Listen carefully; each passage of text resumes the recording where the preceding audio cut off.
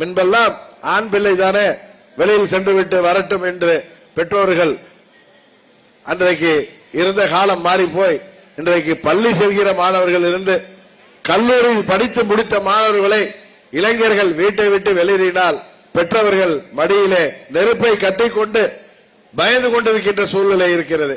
காரணம், பெட்டி கடைகளிலே முன்பெல்லாம் பீடி சிகரெட் வாங்கி கொடுக்கிறார்கள் என்று தங்கள் பையன்களை பிள்ளைகளை கண்டிப்பார்கள். இன்றைக்கு பெட்டி கடைகளில் கூட சந்து முட்டுகளில் கூட பட்டி தொட்டி எல்லாம் கஞ்சா மற்றும் ஹெராயின் போன்ற பெயர் கேள்விப்படாத போதை வஸ்துக்கள் இளைஞர்களுக்கு குறிவைத்து விற்கப்படுகிறது. இன்றைக்கு தமிழ்நாட்டின் இளைஞர் சமுதாயம், மாணவர் சமுதாயம் இன்றைக்கு இந்த போதை மருந்து பழக்கத்திற்கு அடிமையாகி பல்வேறு சமூக விரோத செயல்களிலே ஈடுபடுகின்ற சூழ்நிலையை இந்த ஆட்சியாளர்கள் உருவாக்கி இருக்கிறார்கள். அவர்களை பொறுத்தவரை ஆட்சியில் இருந்தால் போதும் என்பதுதான் அவர்களின் ஒரே எண்ணம். தமிழ்நாட்டை கொள்ளையடிக்க வேண்டும். இன்றைக்கு அனைத்து துறைகளிலும் ஊழல், எந்த துறையிலுமே ஊழல் இல்லாத துறையே இல்லை என்கிற அளவிற்கு தமிழ்நாடு முழுவதும் ஊழல் குற்றச்சாட்டுகள், வழக்குகள் அவர்கள் மேல் பாய்கின்ற சூழ்நிலை. அவர்களின் அமைச்சர்கள் இன்றைக்கு பயந்து கொண்டிருக்கிறார்கள். எப்படியாவது அவர்கள் வெற்றி பெற வேண்டும், இல்லை என்றால் அங்கே உள்ள அனைவருமே சிறைக்கு செல்லக்கூடிய சூழ்நிலை தான் இருக்கிறது. இப்பொழுதே பார்த்தீர்கள், திருச்சியை சேர்ந்த அமைச்சர் வேலை வாய்ப்பிற்காக பல ஆயிரம் கோடி ரூபாய் ஊழல், டிரான்ஸ்பருக்கு ஊழல் என்று கிட்டத்தட்ட 2500 கோடி ரூபாய் ஊழலை அமலாக்கத்துறை என்கிற ஈடி கண்டுபிடித்து முதலமைச்சரிடம் அனுப்பி வழக்கு தொடருங்கள் என்றால் அவர்கள் மௌனம் காக்கிறார்கள். ஏனென்றால் அந்த பணம், அந்த 2500 கோடி என்பது ஒரு எடுத்துக்காட்டு, அமலாக்கத்துறையால் கண்டுபிடிக்கப்பட்டது. அந்த ஊழல் பணம் எங்கெல்லாம் செல்கிறது என்பது உங்களுக்கு தெரியும். அன்றைக்கு பிரதமர் மோடி அவர்கள் திருச்சியிலே சொன்னது போல அங்கு எல்லா துறைகளிலும் ஊழல், எல்லாவற்றிலும் ஊழல்.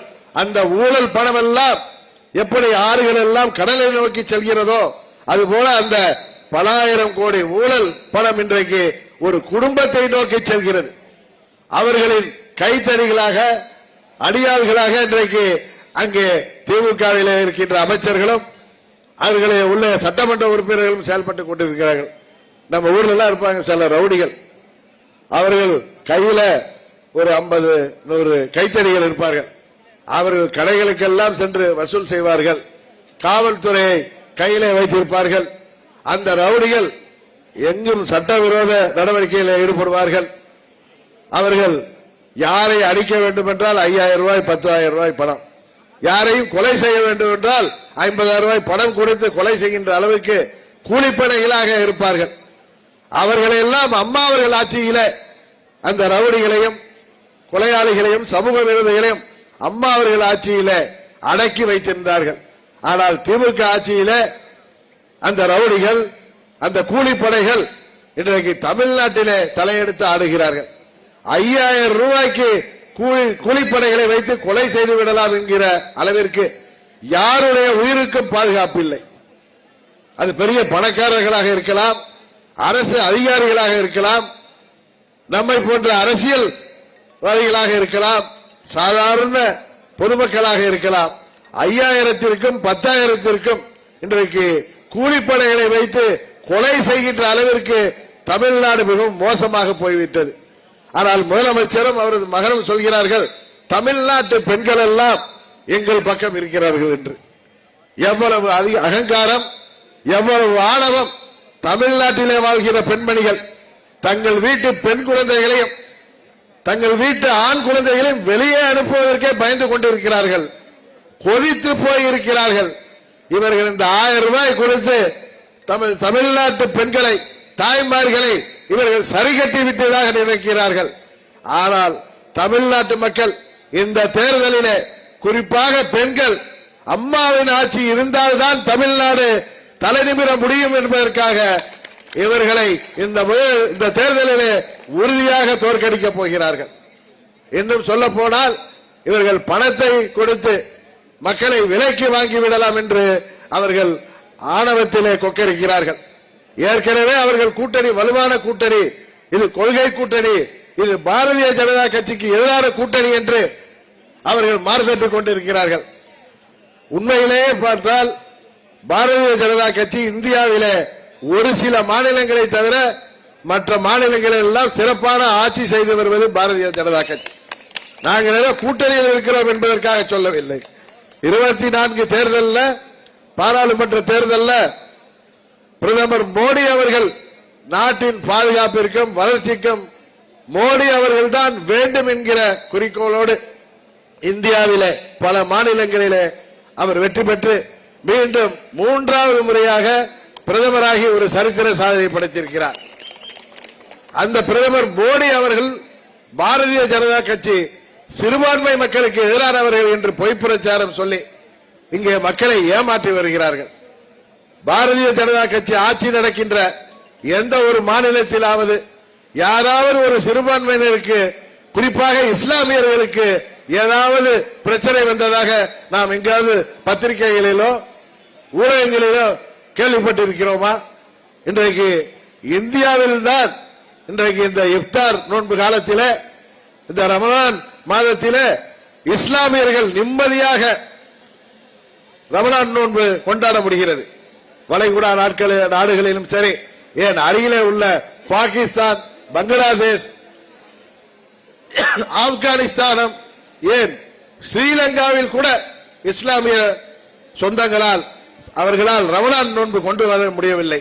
அன்றைக்கு தொலைக்காட்சியிலே பார்க்கிறேன், பாகிஸ்தானிலே அங்கே இருக்கின்ற கடுமையான நிதி நெருக்கடியால் ரமலான் நோன்பு கஞ்சியை கூட குடிக்க முடியாமல் மக்கள் ரோட்டிலே பரிதாபமாக அமர்ந்திருப்பதை நாம் ஊடகங்களே பார்க்கிறோம். வளைகுடா நாடுகள் பெட்ரோல் டீசல் மணியால் அவர்கள் பெரும் பணக்காரர்களாக இருந்தாலும் அவர்களுக்குள் அடித்துக் கொள்வதால் இன்றைக்கு அங்கே வாழ்கின்ற நமது இஸ்லாமிய சொந்தங்களாக இருக்கட்டும், உலகம் முழுவதும் அங்கே சென்று வாழ்ந்து கொண்டிருக்கின்ற இந்தியா போன்ற நாட்டை போன்ற பிற நாட்டை சேர்ந்த மக்களாக இருக்கட்டும், யாரும் வீட்டை விட்டு வெளியில் வர முடியாத சூழ்நிலை தான் இருக்கிறது. ஆனால் இலங்கை போன்ற நாடுகளிலே பொருளாதார சீர்குலைவால், பாகிஸ்தான் போன்ற நாடுகள் பொருளாதார சீர்குலைவால், பங்களாதேஷ் போன்ற நாடுகளும் ஆப்கானிஸ்தான் போன்ற நாடுகளும் தீவிரவாதத்தால் இன்றைக்கு அந்த நாட்டிலே பொருளாதாரம் சீர்குலைந்து இயல்பு வாழ்க்கை கூட பாதிக்கப்பட்டு மக்கள் உணவிற்கு வழி இல்லாமல் அழுது கொண்டிருக்கிறார்கள். இலங்கையிலே தெரியும், அந்த ராஜபக்ச ஆட்சியில நமது தொப்புள் கொடி உறவுகளை அன்றைக்கு கொன்று குவித்தார்கள். அதற்கு ஆதரவாக இருந்தது இங்கு இந்தியாவிலே அப்பொழுது ஆட்சி செய்த சோனியா காந்தி அவர்களின் அரசாங்கம். அந்த கூட்டணியில அன்றைக்கு திமுக இடம் பெற்றிருந்தது. அவர்கள் இலங்கை தமிழர்களை தங்களது தொப்புள் கொடி உறவுகளாக தமிழ்நாட்டு மக்கள் நினைத்துக் கொண்டு அவர்களுக்காக வருந்திக் கொண்டிருக்கிறோம். ஆனால் அதை தட்டி கேட்க வக்கில்லாமல் அன்றைக்கு காங்கிரஸ் கூட்டணி ஆட்சியிலே தாங்கள் பேரன்களும் தங்கள் கட்சியை சேர்ந்தவர்களும் சம்பாதிக்க வேண்டும் என்பதற்காக அன்றைக்கு அதையெல்லாம் கண்டு காணாமல் இருந்தவர்கள் திமுக காரர்கள். இன்றைக்கும் சொல்கிறேன், பாரதிய ஜனதா கட்சி ஆட்சி செய்கின்ற மாநிலங்களிலே சட்டம் ஒழுங்கு சரியாக இருக்கிறது. இன்றைக்கு தமிழ்நாட்டில் தான் சட்டம் ஒழுங்கு சீர்கட்டு போயிருக்கிறது. இங்குதான் கஞ்சா போன்ற போதை வஸ்துகளின் புழக்கம் அதிகமாக இருக்கிறது. இது ஒரு சந்தையாக மாறி இருக்கிறது.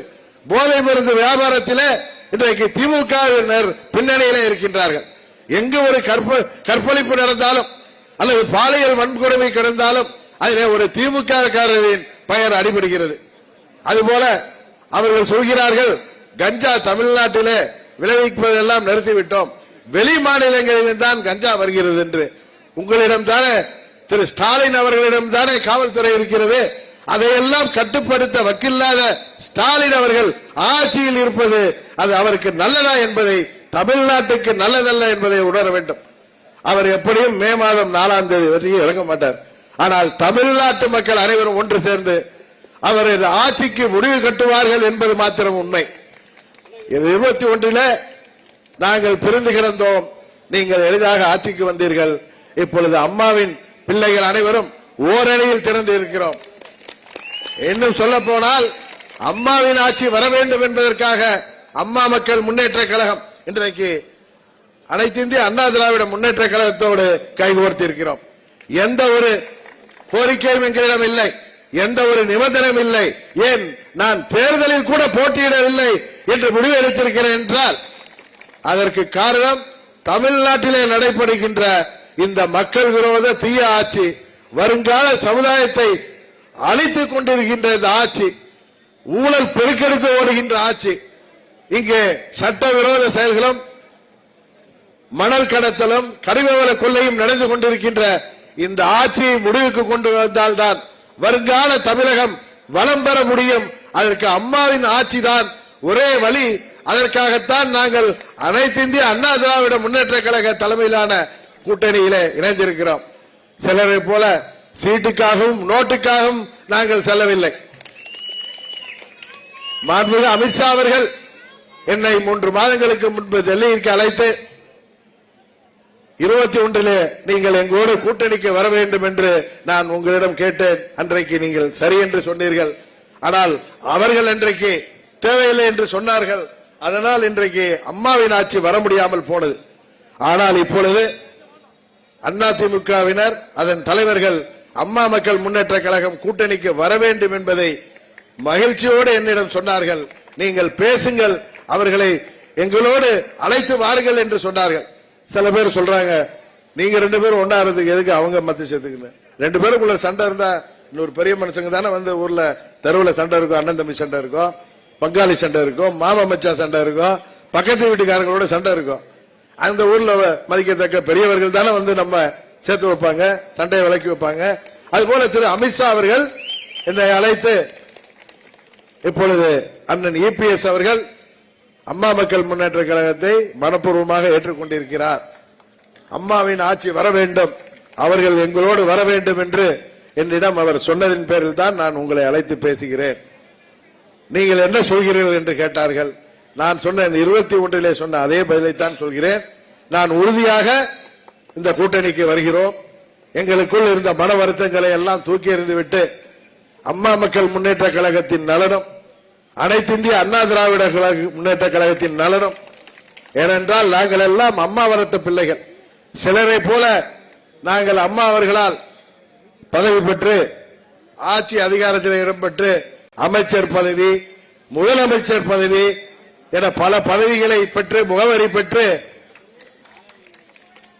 பொருளாதாரத்திலே பெரிய டாடா பிர்லா போல் ஆகிவிட்டு ஊரையே விலைக்கு வாங்கின்ற அளவுக்கு பணத்தை சேர்த்து விட்டு இன்றைக்கு பாதுகாப்பிற்காக ஏதேதோ காரணம் சொல்லி அதிமுக ஒரு சரியான கட்சியாக இல்லை என்றெல்லாம் பொய் பிரச்சாரம் செய்து என்னை சேர்த்துக் கொள்ளுங்கள், நான் தொண்டனாக இருக்கின்றேன் என்று நரிவேஷம் போட்டு நடித்துவிட்டு இன்றைக்கு எங்கே போய் சேர்ந்திருக்கிறார்கள். அம்மாவின் படத்தை பையிலே வைத்திருந்தவர்கள், அம்மாவின் படத்தை வீட்டிலே மாட்டியிருந்தவர்கள் எல்லாம் அந்த படத்தை வைத்து கூட தூக்கி எறிந்துவிட்டு இன்றைக்கு பதவி வெறியிலே திமுகவோடு. புரட்சி தலைவர் எந்த இயக்கத்தை எதிர்த்து கட்சி ஆரம்பிச்சாரோ, அம்மா அவர்கள் எந்த இயக்கத்தை எதிர்த்து 30 ஆண்டுகளாக போராடினாரோ அந்த தீய சக்தி திமுகவிலே அண்ணா திமுகவினால் முகவரி பெற்றவர்கள் சட்டமன்ற உறுப்பினர்களாக, அமைச்சர்களாக, ஏன் முதலமைச்சர்களாக ஆனவர்கள் எல்லாம் அந்த தொண்டர்களுக்கு துரோகம் செய்துவிட்டு இன்றைக்கு என்ன உங்களுக்கு எத்தனையோ மனக்குறைகள் இருக்கலாம். நீங்கள் 3 மாதம் அமைதியாக கூட இருந்திருக்கலாமே. உங்களுக்கு என்ன வயதாகிறது? 35 வயது இளைஞர்களா? நீங்கள் நடக்க கூட முடியவில்லை உங்களால். மாதத்தில் 20 நாள் ஆஸ்பத்திரியில் சிகிச்சையில் இருக்கிறீர்கள். ஆனால் உங்களுக்கு ஏன் இப்படி ஒரு பதவி வெறி? இது அம்மாவின் தொண்டர்களாகிய அனைவருக்கும். இது ஏதோ உங்களை நான் தரக்குறைவாக சொல்வதற்கு சொல்லவில்லை, மன வருத்தத்தில் சொல்கிறேன். உங்களோடு பழகியவன் என்கிற முறையிலே சொன்னேன். எங்களுக்கும் எத்தனையோ மனக்குறைகள் இருந்தது, எத்தனையோ வருத்தங்கள் இருந்தது. தனி இயக்கம் கண்டோம். ஆனால் இந்த 8-9 ஆண்டுகளிலே ஒரு நாள் கூட நாங்கள் அம்மாவின் ஆட்சிக்கு எதிராக இருந்ததில்லை. பல பேர் ஊடகங்களிலே இவர்கள் சட்டமன்ற உறுப்பினர்களை வைத்துக் கொண்டு கவிர்க்க பார்க்கிறார்கள் என்று சொன்னார்கள். என் கூட ரங்கசாமி என்ன நிற்கிறார். ஒரு நாள் கூட அந்த நினைப்பு எங்களுக்கு இல்லை. சட்டமன்ற உறுப்பினர்கள் கவர்னரிடம் எதற்கு சென்றார்கள் என்பது அனைத்து இந்திய அண்ணா திராவிட முன்னேற்ற கழகத்தில் உள்ளவர்கள் அனைவருக்கும் தெரியும். எதற்கு இதெல்லாம் சொல்கிறேன் என்றால், இன்றைக்கு அம்மாவின் தொண்டர்கள் ஓர் அணியிலே இணைந்து விட்டோம் என்கிற பயத்திலே திமுக இங்கே இருந்து சென்றவர்கள், இன்னும் பல பேர் இரட்டையிலே போட்டியிட்டு வேற பூனைப்படை எல்லாம் நடத்தியவர்கள் இன்றைக்கு வேறு கட்சிகளாக இருந்தாலும் அவர்கள் இரட்டையிலே போட்டியிட்டு 16ஆம் ஆண்டில் 2016 சட்டமன்ற உறுப்பினர்களாக அம்மாவால் அடையாளம் பெற்றவர்கள், முகவரி பெற்றவர்கள் இன்றைக்கு அங்கே சேர்த்து கொண்டு அவர்களை தூண்டிவிட்டு நமது இணைப்பை எந்த ஒரு எதிர்பார்ப்பும் இல்லாமல் அம்மா மக்கள் முன்னேற்ற கழகம், அண்ணா திராவிட முன்னேற்ற கழகத்தோடு இணைந்திருப்பதை பெட்டிக்காக நாங்கள் இணையவில்லை, நாங்கள் பதவிக்காக இணையவில்லை, சட்டமன்ற தேர்தலில் கூட நான் போட்டியிடவில்லை என்கிற அளவிற்கு முடிவெடுத்திருக்கிறோம் என்றால் அதற்கு காரணம் இந்த திமுக ஆட்சி வீழ்த்தப்பட வேண்டும். அம்மாவின் தொண்டர்கள் இன்னும் எத்தனை நூற்றாண்டுகள் ஆனாலும் அம்மா அவர்கள் சொன்னது போல அம்மாவின் தொண்டர்கள் தமிழ்நாட்டிலே ஆட்சி செய்ய வேண்டும், அம்மாவின் கொள்கைகளையும் லட்சியங்களையும் தொடர்ந்து செல்ல வேண்டும் என்பதற்காக ஒன்றிணைந்திருக்கிறோம். இதை எதற்காக சொல்கிறேன் என்றால், நான் பிறந்த தஞ்சை தரணியிலே வாழ்கிற மக்கள் மிகவும் அரசியல் விழிப்புணர்வு உள்ளவர்கள், ஜாதி மதங்களை கடந்து நீங்கள் அரசியலை பார்ப்பவர்கள். உங்களிடம் சொல்கிறேன், தயவு செய்து இந்த திமுக ஆட்சியிடம் சிறுபான்மை மக்கள் ஏமாற வேண்டாம். அவர்கள் உங்களுக்கு என்றைக்குமே பாதுகாவலர்கள் அல்ல. சிறைச்சாலையிலே இருக்கின்ற நீண்ட ஆண்டுகளாக இருக்கின்ற இஸ்லாமிய கைதிகளை நாங்கள் ஆட்சிக்கு வந்தவனும் விடுதலை செய்வோம் என்று சொன்னவர்கள் நீதிமன்றத்திலே அவர்கள் வெளியே வர முடியாத அளவிற்கு அவர்கள் அங்கே போய் பேசியிருக்கிறார்கள், அவர்கள் வழக்கறிஞர்கள். இதெல்லாம் சிறுபான்மை மக்களுக்கு புரியாமல் இல்லை. ஆனால் அவர்கள் ஏதோ ஒரு தவறான அபிப்பிராயத்திலே இன்றைக்கு தேசிய ஜனநாயக கூட்டணியை அவர்கள் தவறாக புரிந்து கொண்டு ஏதோ சிறுபான்மை மக்களின் காவலர்களாக திமுகவை நம்பி ஏமாறுகிறார்கள். இந்தியாவிலே ஒரு சில மாநிலங்களை தவிர 90% மாநிலங்களிலே பாரதிய ஜனதா கட்சி கூட்டணி தான் ஆட்சி செய்கிறது. இந்தியாவை கடந்த 12 ஆண்டுகளாக பாஜக கூட்டணி, தேசிய ஜனநாயக கூட்டணி சார்பாக பிரதமர் மோடி அவர்கள் தான் ஆட்சி பொறுப்பில் இருக்கிறார்கள்.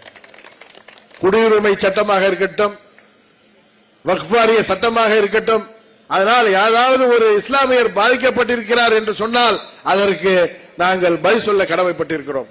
உண்மையில் இந்தியாவில் வாழ்கின்ற கிறிஸ்துவர்களாக இருந்தாலும் சரி, இஸ்லாமியர்களாக இருந்தாலும் சரி, இந்துக்களாக இருந்தாலும் சரி, அனைவருக்கும் பாதுகாப்பான ஆட்சி தேசிய ஜனநாயக கூட்டணி ஆட்சி.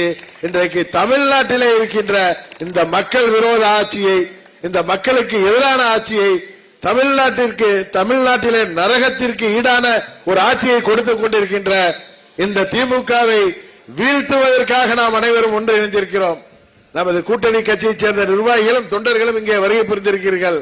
வீடு வீடாக சென்று மோடி அவர்கள் செய்த சாதனையும், கடந்த 21 முன்புக்கு 4 ஆண்டுகளிலே அண்ணன் EPS அவர்கள் செய்த சாதனையும், அதற்கு முன்பு அம்மா அவர்கள் ஆட்சி காலத்தில் செய்த சாதனைகளையும், புரட்சி தலைவர் அவர்கள் செய்த சாதனைகளையும் நீங்கள் மக்களுக்கு இன்னும் 34-35 நாட்கள் நமது நிர்வாகிகளும் தொண்டர்களும் வீடு வீடாக சென்று அம்மாவின் ஆட்சி வர வேண்டும், இது நமது நலனை தாண்டி தமிழ்நாட்டின் நலனுக்காக, இங்க வாழ்கின்ற விவசாயிகளின் நலனுக்காக, இங்க முதலமைச்சர் வர்றப்பெல்லாம் நீங்க தொலைக்காட்சியில பத்திரிகையில பாத்தீங்கன்னா விவசாயிகள் அவரை சந்தித்து மனு கொடுக்க சென்றால் காவல்துறையால் தடுத்து நிறுத்தப்பட்டு அவர்கள் எல்லாம் கைது செய்யப்படுகிறார்கள்.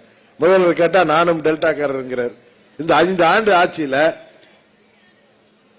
ஏதாவது விவசாயிகளுக்கு அவர்கள் சொன்னதை ஏதாவது செய்திருக்கிறார்களா? வாக்குறுதிகளை நிறைவேற்றிருக்கிறார்களா? விவசாயிகள் எத்தனை இல்லலுக்கு உள்ளாகிறார்கள்?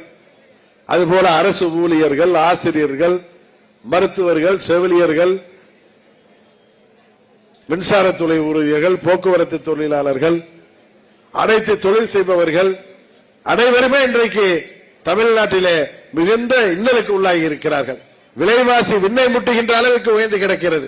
சொத்து விலையை உயர்த்தி விட்டார்கள், பால் பொருட்களின் விலையை உயர்த்தி விட்டார்கள், மின்சார கட்டணத்தை உயர்த்தி விட்டார்கள். இன்னும் சொல்ல போனால் பதிவுத்துறையில முத்திரைத்தாள் விலையை உயர்த்தி விட்டார்கள், பதிவு கட்டணத்தை உயர்த்தி விட்டார்கள். இன்றைக்கு எல்லா தொழில்களும் பாதிக்கப்பட்டு முதல்வரின் குடும்பம் மாத்திரம் மகிழ்ச்சியாக வாழ்கிறது. எங்கும் ஊழல், எதிலும் ஊழல் திளைக்கிறது. இந்த கொடுங்கோல் ஆட்சியை முடிவுக்கு கொண்டு வந்து மீண்டும் தமிழ்நாட்டிலே மக்களாட்சியை மலர வைக்க நாம் அனைவரும் ஒற்றுமையுடன் செயல்பட்டு தேர்தலிலே பணியாற்றி அனைத்திந்திய அண்ணா திராவிட முன்னேற்ற கழக தலைமையிலே அமைந்திருக்கின்ற தேசிய ஜனநாயக கூட்டணியை வெற்றி பெற செய்ய வேண்டுமாய் பணிவன்போடு கேட்டு இங்கே வருகை புரிந்திருக்க அனைவருக்கும் நன்றியை சொல்லி பத்திரமாக நீங்கள் அனைவரும் அவரவர் ஊருக்கு சென்று சேர வேண்டும் என்று உங்களை கேட்டுக்கொண்டு விடைபெறுகிறேன். நன்றி, வணக்கம்.